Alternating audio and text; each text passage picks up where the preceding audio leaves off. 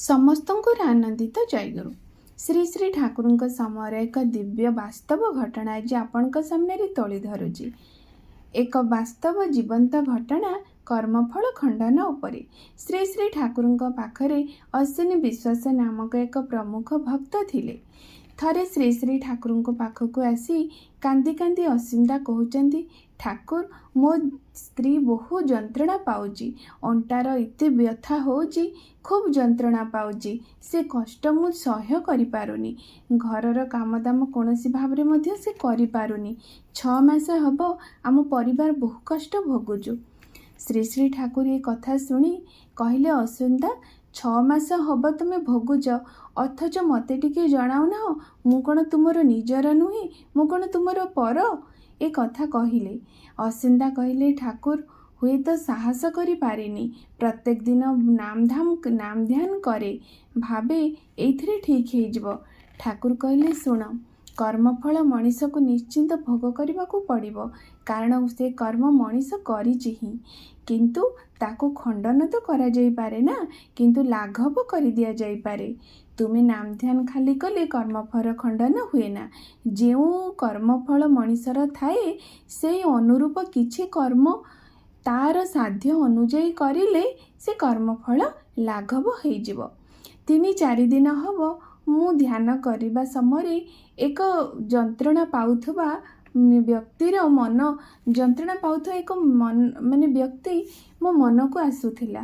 ଭାବିଲି, କିଏ ଜଣେ ବୋଧେ ସମର୍ପିତ ମନପ୍ରାଣ ହେଇଥିବ ଭକ୍ତଟିଏ। ସିଏ ହେଉଛନ୍ତି ବୋଧେ ତୁମ ସ୍ତ୍ରୀ। ତେଣୁ ତାଙ୍କର ଶୁଭ୍ର ଆସନ ତଳୁ ଏକ ହାତୁଡ଼ି ବାହାର କରିକି ଦେଲେ। କହିଲେ, ଆକୁ ନିଅ। ଅସ୍ମିତା ପଚାରିଲେ, ଠାକୁର, ଆକୁ ମୁଁ କ'ଣ କରିବି? ନା, ତୁମ ସ୍ତ୍ରୀଙ୍କୁ ପ୍ରତ୍ୟେକ ଦିନ ତୁମେ ସକାଳେ ଯେତେବେଳେ ପ୍ରାର୍ଥନା କରୁଛ, ନାମ ଧ୍ୟାନ କରୁଛ, ସେ ସମୟରେ ତୁମେ ନାମ ଧ୍ୟାନ କରିବ। ତୁମ କୋଳରେ ତୁମ ସ୍ତ୍ରୀଙ୍କର ମଥାକୁ ରଖି ଏଇ ଯେଉଁ ହାତୁଡ଼ିରେ ତାଙ୍କର ଯେଉଁ ଜାଗାରେ ସବୁ ବଥା ହେଉଥିଲା, ସେଇଥିରେ ହାତୁଡ଼ିରେ ମାରି ମାରି ଚାଲିବ। ଦେଖିବ କର୍ମଫଳ ଏ ହାତୁଡ଼ି ମାରିବା ଭିତରେ ଦେଇ ଖଣ୍ଡନ କିଛି ହେଇଯାଇପାରେ। ଅର୍ଥାତ୍ ସେ ବ୍ୟଥା ତ ପୂର୍ବଜନ୍ମର କର୍ମର ଫଳ, ତାକୁ ତ ଖଣ୍ଡନ କରାଯାଇପାରିବନି, କିନ୍ତୁ ହାତୁଡ଼ିର ପ୍ରହାର ପରେ ଦେଖିବେ କିଛି ଲାଘବ ହୋଇଯାଇପାରେ ପରମ ପିତାଙ୍କ ଦୟାରୁ।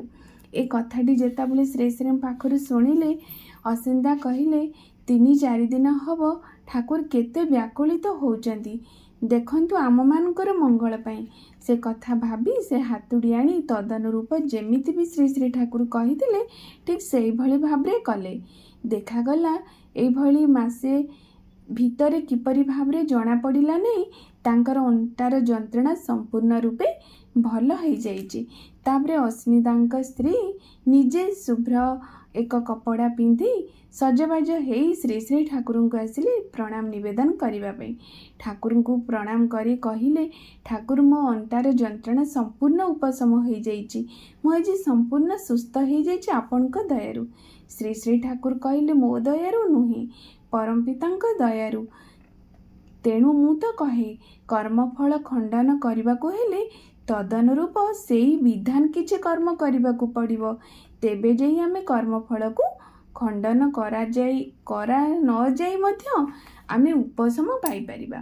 ତେଣୁ କର୍ମଫଳ ଖଣ୍ଡନର ଏକ ସୁନ୍ଦର ବାସ୍ତବ ଘଟଣା ଯେହେତୁ ମୁଁ ଶ୍ରୀ ଶ୍ରୀ ଠାକୁରଙ୍କୁ ଜୀବନରେ ଗ୍ରହଣ କରି ଶୁଣିଥିଲି, ତାହା ଆପଣମାନଙ୍କ ପାଖରେ ତୋଳି ଧରିଲି। ନିଶ୍ଚିନ୍ତ ଭାବରେ ଏହିସବୁ ଆଲୋଚନା ଆମମାନଙ୍କ ଜୀବନର ବହୁ କିଛି ସମସ୍ୟାର ସମାଧାନ ଆଣିଦେଇପାରିବ। ସର୍ବଶେଷରେ ସମସ୍ତଙ୍କର ମଙ୍ଗଳ ପ୍ରାର୍ଥନା କରି ଆଜି ଏଇଠି ରଖୁଛି। ଜୟ ଗୁରୁ।